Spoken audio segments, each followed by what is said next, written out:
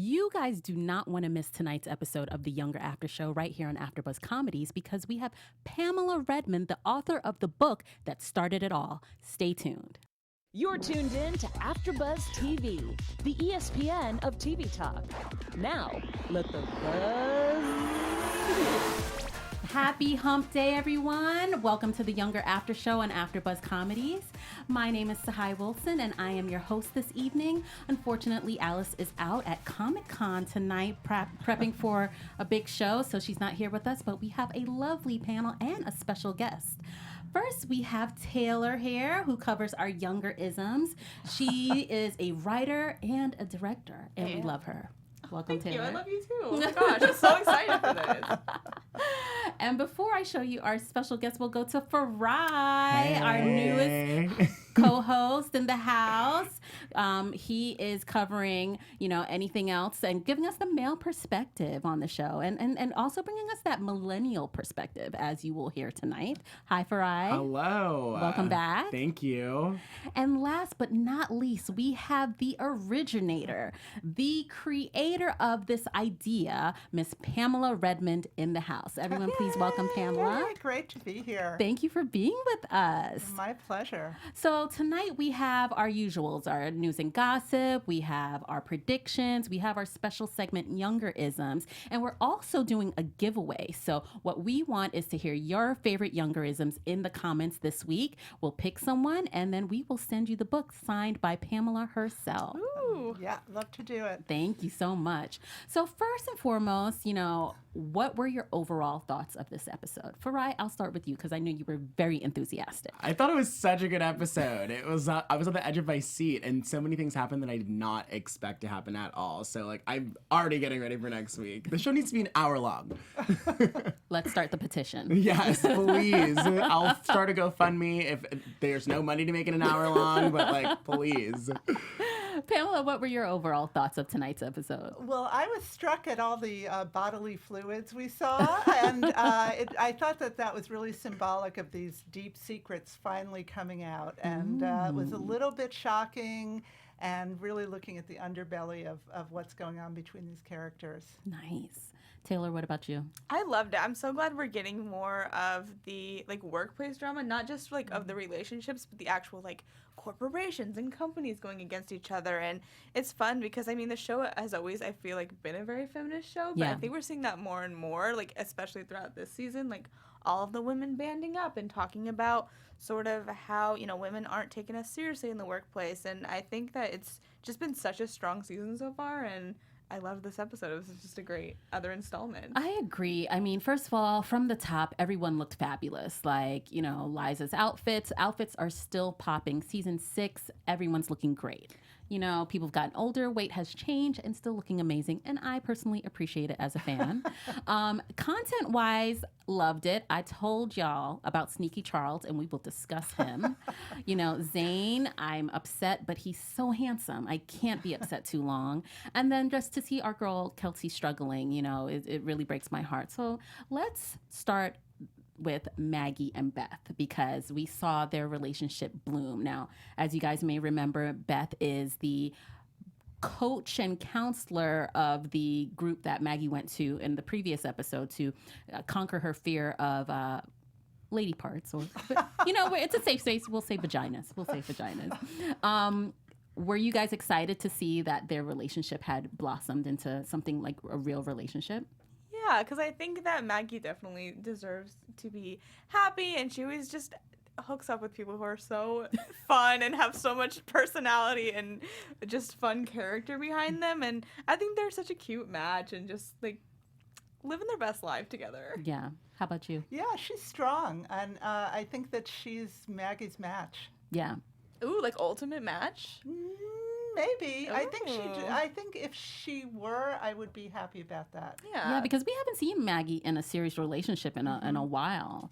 I think the last one was with the Jewish lady who was, I think Hasidic Jewish, so she, very strict, and that relationship ultimately didn't work. So I'm happy to see her with someone else. And again, Nicole Ari Parker, who I love from other shows, she's an amazing actress. So to see her in this role is it just warms my heart. Yeah, How about you? I want to see more of her because I agree they are like a great match. Yeah. Like I could see this going the distance, Oh, the younger distance, okay.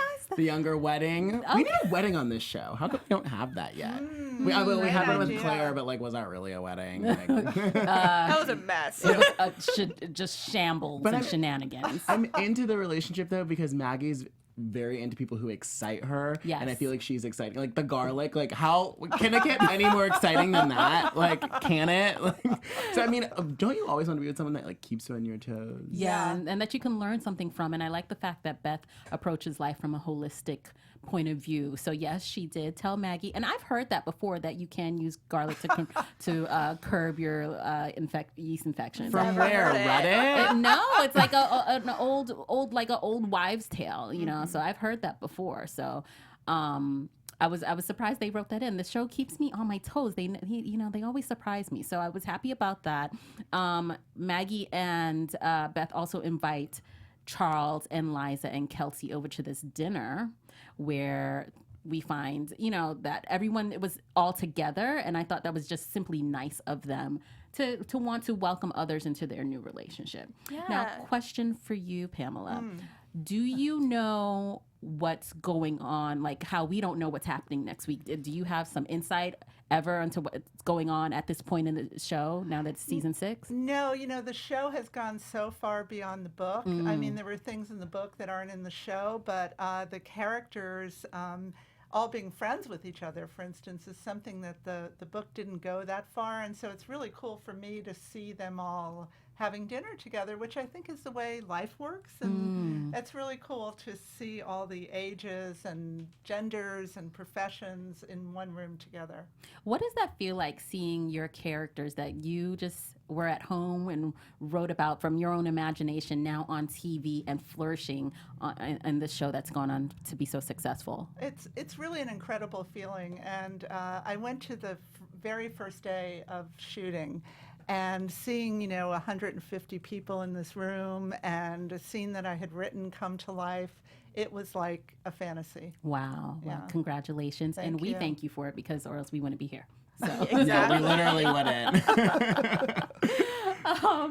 So also, speaking of lady parts, we had our girl Kelsey. She had some issues with another part of her body. Her hair was literally falling out due to the stress of just like not knowing what's going on with the company. They were trying to make sure Bronwyn, one of their oldest public authors, not in age, but someone that's been with the company a very long time, just remained with them because her contract was about to be up. And, they were worried that after what happened in the last episode, that possibly this new Mercury company would possibly steal them. How did it make you guys feel to see Kelsey stressed like that? I mean, it made me so sad for her, obviously, because she always puts 110% to every single thing that she does. And so when things aren't working out for her and she does get frustrated, you gotta feel bad, because she definitely is trying her best. But I do think that's a reality that, like, someone, especially in a new position of such power, is gonna face. And so I think it made a lot of sense that it was taking, like, a physical toll as well as an emotional one. Yeah. How about you, Farai? It makes you look at a lot of like female leaders differently. Like, yes, they're amazing, they're thriving on the outside, but you don't know what they're going through on the inside to be those leaders. Like, anyone can say, like, I want to be Michelle Obama, but it's like, do you have what it takes to be Michelle Obama? Right. Like, maybe you do, maybe you don't. So I think it's those like trials and like tribulations that like make you stronger. So I feel like at the end of the day, this is gonna make her a stronger person. Her hair will stay intact, and I think it'll be like an overall great lesson. And then from every lesson that you get negative feedback from, there's a positive. So Yeah, and I really admire her. She, I guess, like Liza, has really grown through the series. Very much so. Going from the little, sort of wifey in a way to Thad, to being this powerful woman. R.I.P. I love Thad. there's no peace actually in Yeah, that. he was the worst. I Yeah, hated but he him. was hilarious. I forgot all about him. What a non-factor. No, I just could never get the visual of that thing falling on him and Liza standing That right was there. one of the craziest things. That Not that this show has done, but that I've seen on TV. Yeah, no, that was so Final Destination. Yes, but I that's like what it loved was. it. Yeah. one other thing that we love is Afterbuzz TV, and we want to tell you why. Yes, Can we just wanted to say thank you guys so much for, being fans of us, for making us be the ESPN of TV talk. We love interacting with you all. If you're watching us on YouTube, first of all, jump in the comments because I am in the live chat right now and we'd love to hear your thoughts live. If you're not watching us live, if you are watching after the fact, if you're listening on iTunes, leave us a comment after the fact there. Like I always say, it is my morning paper. I log on right in the morning. I want to see what you guys thought. As always, if you're on YouTube, hit that subscribe button. Look at our other many shows that we cover here. Hit that thumbs up. Give us 5 stars on iTunes. Tell your friends. And just thank you guys so much for being fans. And keep on watching us because we love interacting with you all and talking about the show and doing what we love. Thank you so much. And thank you to everyone that commented last week.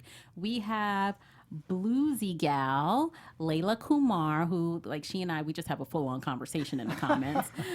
Stacy Payne and Gabby, thank you guys so much for continuously supporting us. And also, don't forget, we are going to be looking for your YoungerIsm, which is your favorite quote from the show, so you can be the winner of one of our signed copies by Pamela. So exciting. Very exciting. Someone here, I will say, did not even know that there was a book that started it all. It was me. I was like turning through the pages. I'm like, oh, this was a book. That's so funny though that I said that because today I was just talking about how I found out Big Little Lies was a book, and I was like, that is so crazy. Like I can't believe But a lot of our favorite shows do start out as books. That's true. And I'm like, should I just start a book? Because that seems to be the way to get a TV show now. It can be. How did you come up with this idea for these characters? I was reading a crazy article in Vogue about extreme plastic surgery, and it just made me think, like, wow, you could sort of start your whole life over. Mm-hmm. And I wasn't really interested in writing about plastic surgery, but I knew it was a great idea, and I also knew it was a great role for an actress. So there was a long time before Darren Star made the show, but the book now is a new edition that's based on the show. Everything is updated, and Darren Star wrote the foreword, which is very cool. So so it's a mixture of both now in this new edition, like what you originally wrote and a little bit of what's happening in the show. There are a lot of pictures from the show, and there's a whole new Q&A that's about the show and how that happened. So yeah, it's really fun. Okay, I have an older edition, and now I'm gonna have to go out and I'm gonna buy the new one because I didn't know we had all these fun new features that I definitely want in on. I love that. The cover, we have a picture of the original cover, and that's the same one that Taylor has, but the cover has changed. So that's the original, correct? Yes. Yes. Yes. First time I'm seeing it. It looks amazing. And this is the new cover. The new cover, So which is a gorgeous picture of Sutton. My favorite picture from the show. She looks gorgeous. Very Cinderella. Yes. Were you a fan of her before she got cast on this? I was. I had seen her on Broadway. I'm a big Broadway fan. And I was so happy when Darren told me that he cast her because she's really in her early 40s. She was kind of a newcomer to television. So I think that she embodied the character in a very real way. Yeah. Did you have suggestions of who you wanted to cast before? No, I didn't get to do that, but I really couldn't be happier. I think that he picked people. I mean, the fact that Hilary Duff was a young actress who had been working for a long time and kind of had an old soul, I think was very appropriate for the character of Kelsey, who's so ambitious and who can't wait to, have more and more and more in her life. Yeah. And Sutton was older, but a newbie to TV at the time, whereas Hillary was younger, but she was kind of like a TV veteran. Hello, Lizzie McGuire. An icon for the ages. Truly. Exactly. Now, you know how they say, like, you write what you know? What parts of the book, when you wrote it, were similar to what was going on in your life at the time? Well, I was a suburban mom in New Jersey, and a lot of my friends had stopped working when their kids were little and were trying to get back in and were really just finding it impossible. And so that was, I think that was kind of something that people thought that they would be able to take a little time off and get back in, and they were finding it much more difficult. So that kind of dovetailed perfectly with the idea of starting over. And in the book, Maggie decides in her 40s that she wants to have a baby. So that's a kind of bigger theme in the book about these two women at the same point in life of saying, oh my God, I want to do the opposite thing from what I've been doing for the last 15 years. Wow, that's Grass amazing. is always greener. Yeah. But True. now Josh has the baby. I know, Yeah, and I love it. you may have seen. I've been adjusting to that, and well, that's a good time to move on to Josh wanting more time with the baby. We saw Claire dumping her child off at Josh's house, being She was busy. Okay. When you said Claire, She's dumping her child so off like it's an orphanage. she has responsibilities that she's not living up to, but that's okay because Josh is picking up the slack. And it gave him an opportunity to really bond with the baby because I guess he doesn't have her full time. It's Gemma, right? Is the baby's name. Who we still, even Pamela asked, did Josh get the paternity test? Because it's still TBD. He did suspect. get The It verdict is is still- suspect. it. He did get it. The verdict is still out. Paperwork can be forged. Things can Well, happen. technically, he didn't show paperwork, so I'll give you that. But who would lie about it? People lie. people lie. But Claire do has lied dads before. lie? Or Not- soon to be, or don't even know if they are Not dads? Josh. I think Claire will be the liar. We will see. Just saying. But to see him with the baby and how he bonded with his daughter was so sweet. And I feel like this is something that he's always wanted. I feel like it made me realize, especially I've been watching some of the old episodes, he was younger than Liza, but he still, like you said, was responsible. And I think this is something that he's always wanted. So it's kind of like filling a void for him. He doesn't have Liza anymore. Now he's got Gemma. He's such a natural with her, which is so sweet. He's just one of those like really cool young dads who just like he is such like a sensitive soul and like so nurturing, even though maybe you wouldn't necessarily expect that just like by Right. looking at him and like, oh, he's a tattoo artist. But Right. I don't know. I love it. I think that even though I have my feelings about Claire, I do love really seeing him in this role. How about you guys? That is something that happens in the book because when Liza in the book says she needs to break up with Josh after she tells him the truth, she says, you're too young to decide not to have kids, and I can't have any more kids, and I don't want to have any more kids. Right. And he said, no, that's okay. And she said, I'm not going to let you make this decision now in your 20s. You need to be free to do what you want to do around that. She was being selfless. Yes, she was, and sensible, because she knew for a guy, especially at 35 or 45 or 55, he could There's still change time. his mind. Mhm. Yeah, but for a woman, clock's ticking, unfortunately. That's why Liza and Charles need to stay together, and Josh and Gemma do their own thing. Oh, really? Farai? No, it's not happening. We saw what's going to happen next week, and I think the fire is still there between Josh and Liza, and I'm keeping hope alive. I am.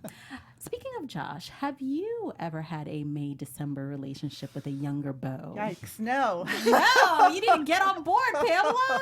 No, but I never say never. That's right. That's what I'm talking about. That is what I'm talking about.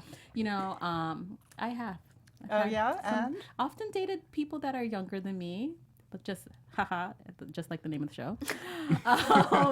And I think it's one because they don't know how old I am when they first meet me, and it's because of my youthful glow as well. But no, it just it works out. But I think now that I'm getting a little bit older and starting to think about a family and children as well, it's like, okay, who would I want to like make that type of decision with? But I can't do it with someone that's like so much younger than me because they may not be emotionally and mentally prepared for that. But Right. so single guys, Pamela is available. What's your age ranges? How far will you go? It's got to be under 30, I think. Okay. All right, guys, hit us in the comments. I will help you. Yes, Farai would be an amazing wingman. I would literally help you. I think I know some people. Let's get this started. We'll talk I must be blushing, really. We'll get you on Hinge or something. Yeah. That's what all the cool kids are doing. I'll take you to the bungalow. If you live in LA, you know what that is. Oh, my God, they're going to write it into an episode. Oh my God, yes. Yes. We have to be a part of it. Let's get us all in the writer's room. We're here for you. Darren, if you're A trip to listening. LA. Yes. Younger takes LA at the bungalow. And Odie taking That'd Ireland. be hilarious. Yeah. Let's do it. And that leads us to sneaky, what's his name? Charles? It's Charles. I was going to say sneaky Steve, and I don't know. Sneaky Steve. He looks like a Steve. He could be a Steve. Yeah. Oh, no. But did you hear that Maggie also said, she kept on saying, I promise I won't call him. Chaz. Why? When did that become a thing? I don't know, but I love it. Yeah, It's I know. I was hilarious. like, trying to find out. I'm like, was that a deleted scene that was just left in there? Maybe or- it's just like a joke between friends. Like, Yeah. Yeah. So, I'm but obsessed.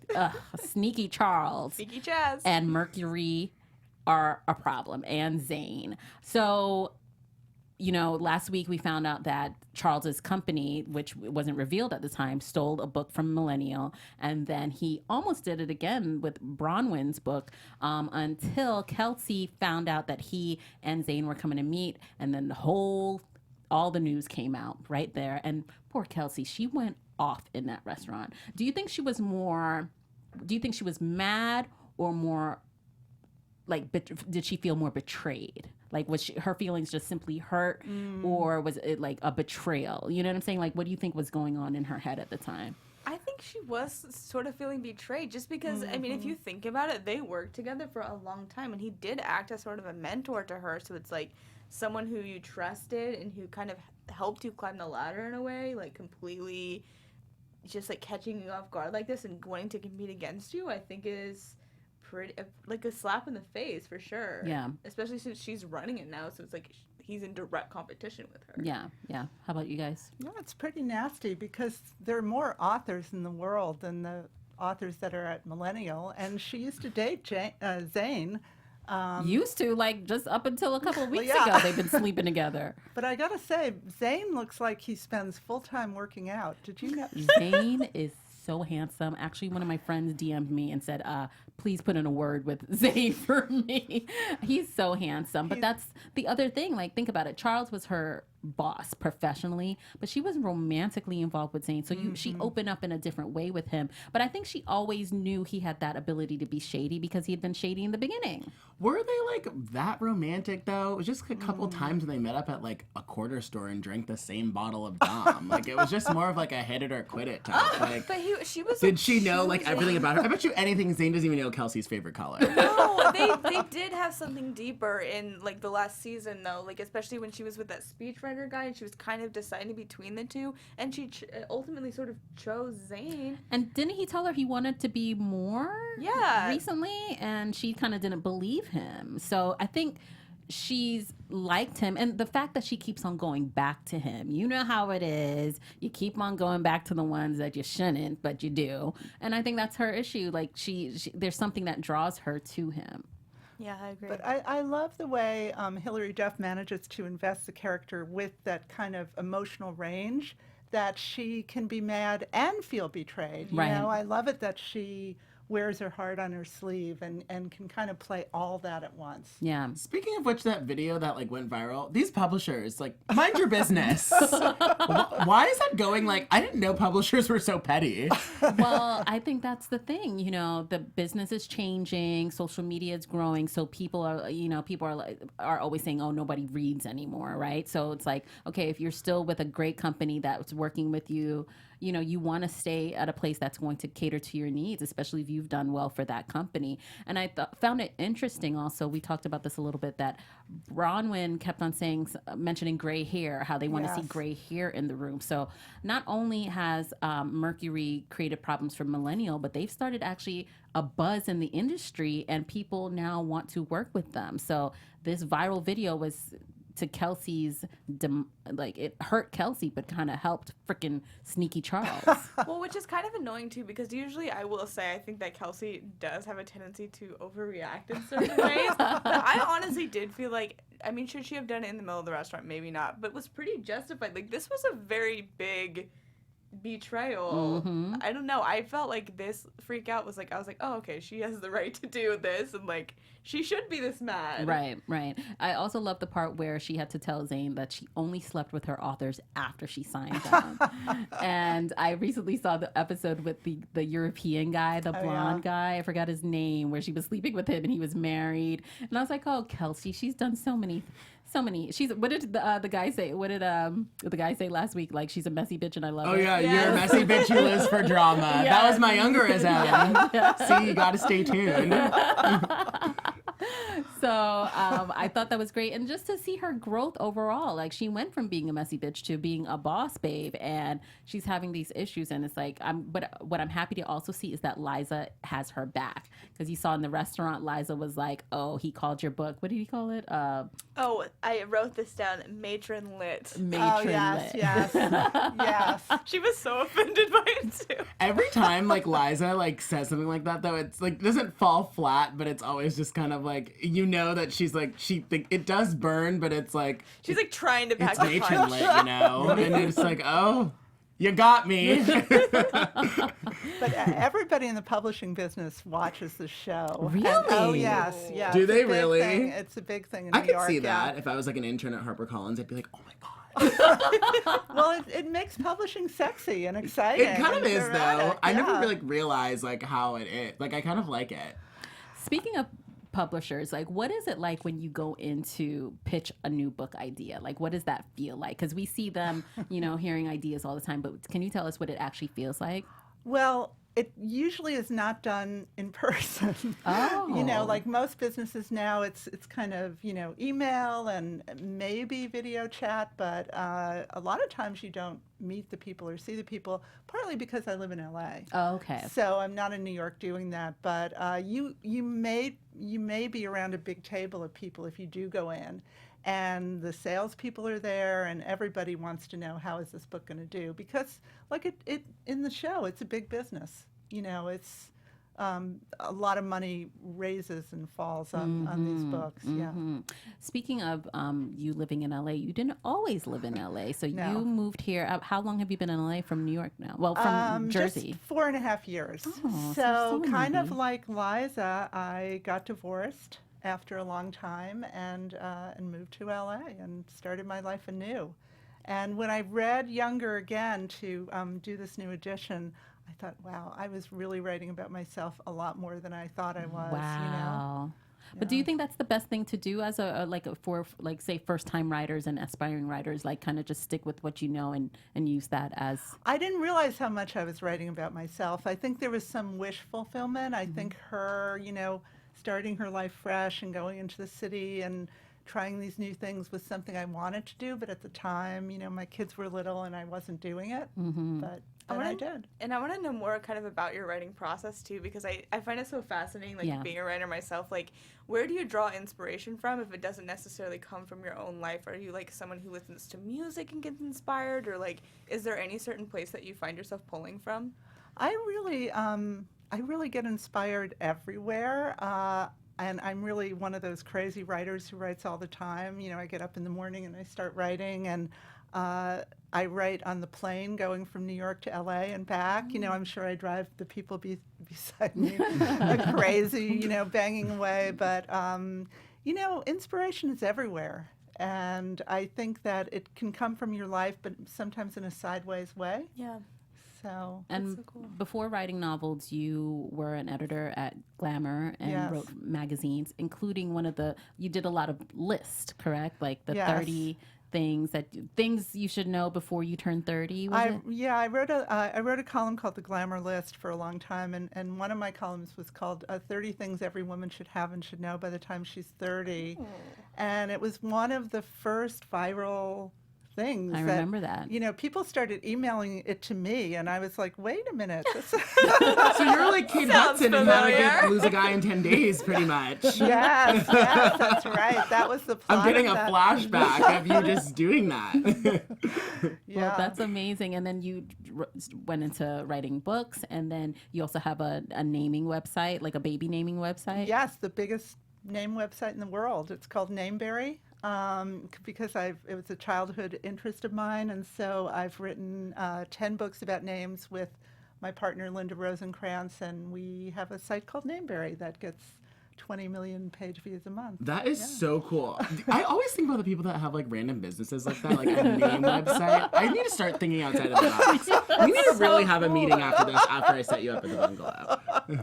Okay, we'll trade. Yeah, literally. Yes. And then now, having moved to LA, you're writing more scripts and television scripts, correct? Yeah, I've been taking classes. I love taking writing classes. So sometimes I'm in a writing class and people are like, why are you here? But I think that, everybody has something new to learn all the time. And I think that's kind of the message of Younger, a little bit, that you have to let yourself be vulnerable and let yourself be a beginner again, because part of what happens to Liza is like everybody thinks like, oh, if I could only be younger again, everything would be great. But the fact is, it isn't so great to be in your 20s, right? It's like, I have kids in their 20s and friends in their 20s, and I see how much they struggle. It's hard to make money. It's hard to get any respect. You work all the time. People treat you like crap. And so...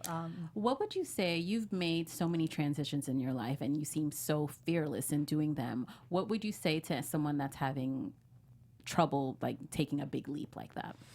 Yikes. Well, there's something that I say a lot, which is that you have to get comfortable with feeling uncomfortable. I think that is kind of like accepting the fact that when you make a big change or try something that's scary, it's scary for me too. It's just you have to make friends with the fear and the discomfort. And those feelings don't mean that you shouldn't do it. You know what I'm saying? Yeah. It's like, you feel it and you do it anyway. Use the fear to fuel you. Yeah. You just spoke a word into my life. Just accept it. Just accept that's part of the deal. I love that. Words of wisdom from Pamela Redmond right here on Afterbuzz TV. Thank you so much, Pamela. Now we're going to move into some of our special segments. Let's start with news and gossip. So... I was waiting for the music. I was like, let's do it. So since we last were here, everyone went to Pride and celebrated World Pride in New York. And of course, our favorite television cast from Younger were there.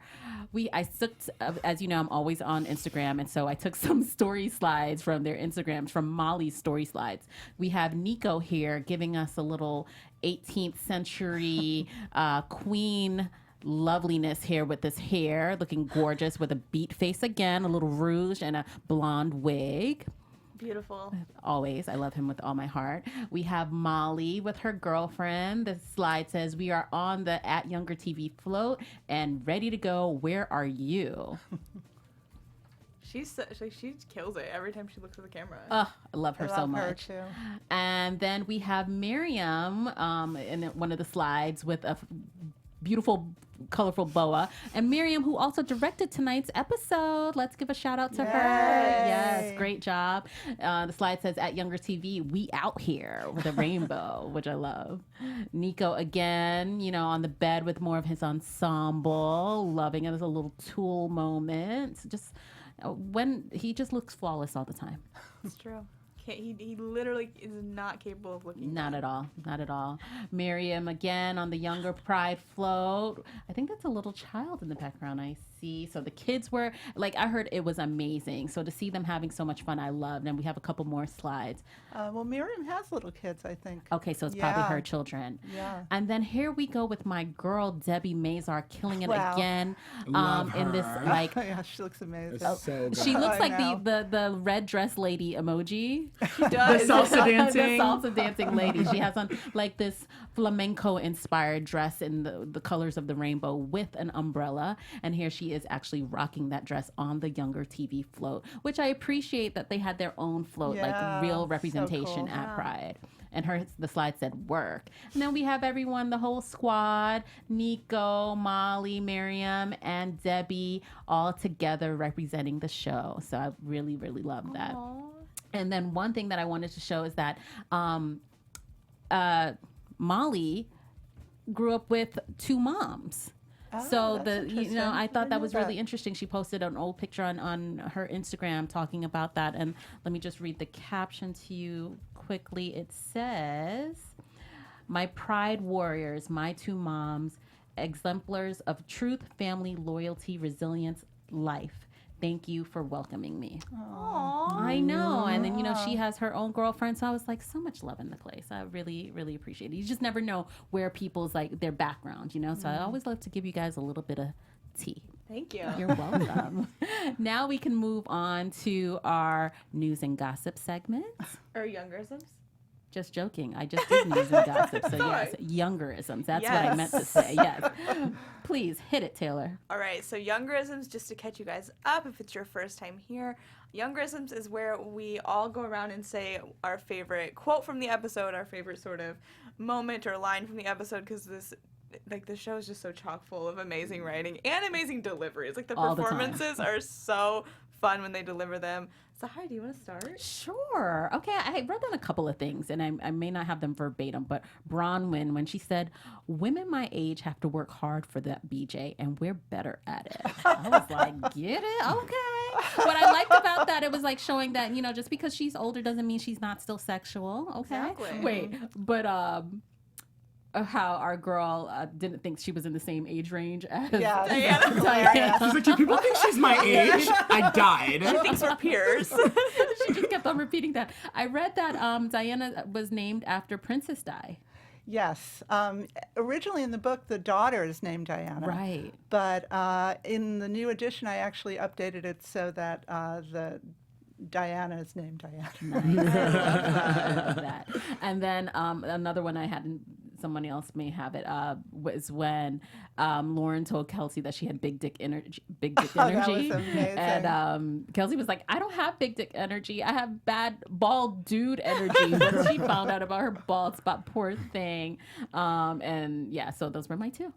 I really thought the moment, I love how much the show taps into pop culture and does sort of make fun of the publishing world and the tech world at times too. So I loved it when Lauren was changing Kelsey's job description to creative director. Yeah, that was and she's great. like, what does that mean? And she's like, no one knows and no one cares. Because that is a job title that every company has, and I'm just that is so I true don't know though. what exactly that means. But I thought that was pretty funny. I liked when Kelsey said, my hair is falling out because of you and you. I liked in the beginning when Maggie was saying, we're just booed up now. I was like, oh my God. I hear people say that, but it was just funny to see it translate on TV with these two people who aren't millennials and they're just yeah, we're booed up. I did want to say one more because I just figured someone else would have it. I'm shocked no one does. But when Lauren was babysitting for a hot second there and was trying to get everyone to be quiet, she's like, Kelsey doesn't need this. She has a bag full of hair. I loved that one too. She's like, I've been up all night raising this baby, and you should just be the mom when immigration comes and gets close. With that prediction, we are going to move into our prediction segments. And now, your Afterbuzz TV prediction. This is fitting music, I think, for what we're about to. It's very spooky, especially because of Sneaky Charles. Farai, you kind of started off. Tell us your prediction. I think that immigration is going to come get clear soon. I've said that last week. I say it again. I also think that she plans on staying with Josh. Until immigration comes to get her. I think she likes this whole idea of co-parenting. It's so adult and mature, and I don't know what I predict with Mercury though. I feel like Kelsey's going to come out on top, but I think it's definitely going to affect Charles and Liza's relationship, and I feel like Liza might get back with Josh in some way. Even though I'm Team Charles, I agree a little, but I guess we'll have to see how it plays out. I could be so wrong, and I hope I am, except about the immigration, but that's it. Okay. I think Kelsey's going to come up with some really dirty, sneaky trick to pull on Charles and Zane, who totally deserve it.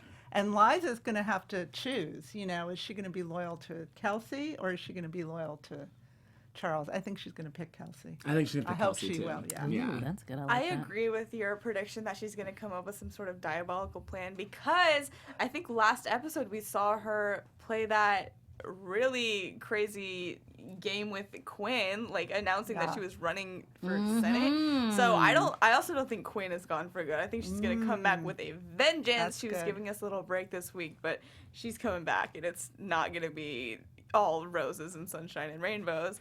I also am like, maybe this is just wishful thinking, but it was played for laughs in this episode of Diana like naming all of the stuff that like she's experienced because of stress from this job. But I think it would be really nice for her and Kelsey to sort of start working together. Now that they're not yet, but they did have some tension in the beginning part of this season. So I think it'd be really cool if those two sort of banded together and worked together too.